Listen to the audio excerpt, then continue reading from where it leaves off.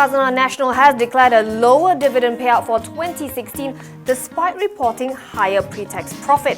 The Sovereign Wealth Fund announced a dividend of 650 million ringgit, down 38% from 1.05 billion in 2015. It posted a 32% increase in pre-tax profit to 1.56 billion ringgit. Meanwhile, its shareholders' fund grew marginally by nearly 2% to some 37 billion ringgit. Its portfolio net worth adjusted, or NWA, contracted 6.4% to about 102 billion ringgit. However, Khazanah says the long-run value creation trend remains strong, with NWA up by 3.1 times, or a compounded annual growth rate of 9.3% per annum for the period of May 2004 to December 2016. Going forward, MD Azman Mokhtar says Khazanah will continue to increase investments in the tech sector. The fund, which invested in China's Alibaba Group in 2012 and 2013, made a tidy profit of more than $1 billion after selling a part of its holdings in 2014.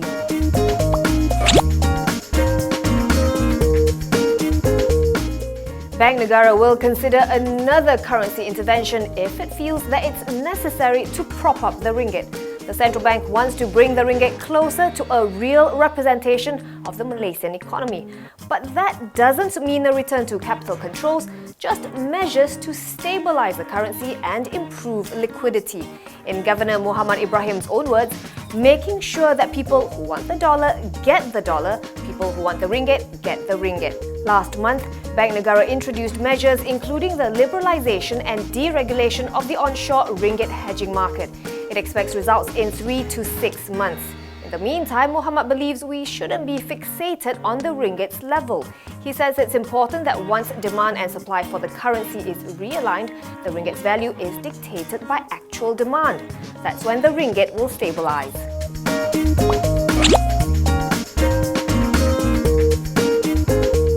A former BSI Singapore banker linked to 1MDB reportedly splurged over $8.2 million on property in Australia's Gold Coast. The Guardian Australia reports that Yeo Jia Wei is a director of a tax haven company, a Seychelles-registered Connect Capital Global Investments, and that it all started in October 2014 when Yeo purchased a luxury oceanfront apartment in the Seoul building in Surfers Paradise for $1.3 million. He then reportedly went on to pay a further $6.9 million for commercial properties in Broad Beach a year later. The report comes days after the Australian reported that federal police down under are looking into whether any money siphoned from 1MDB is being stashed there. They're also investigating to see if any Australian citizens, residents or companies breached proceeds of crime laws.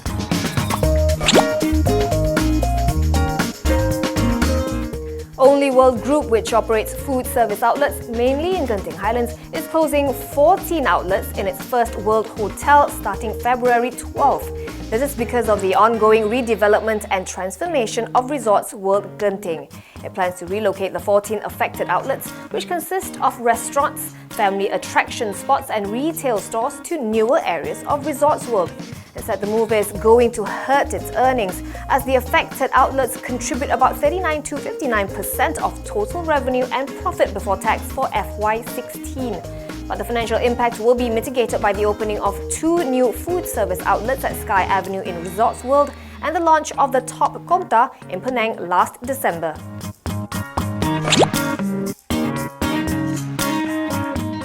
Garang Holdings and BT Solar have gotten the green light to build a 5.9 megawatt large-scale solar PV plant in Kota Marudu, Sabah.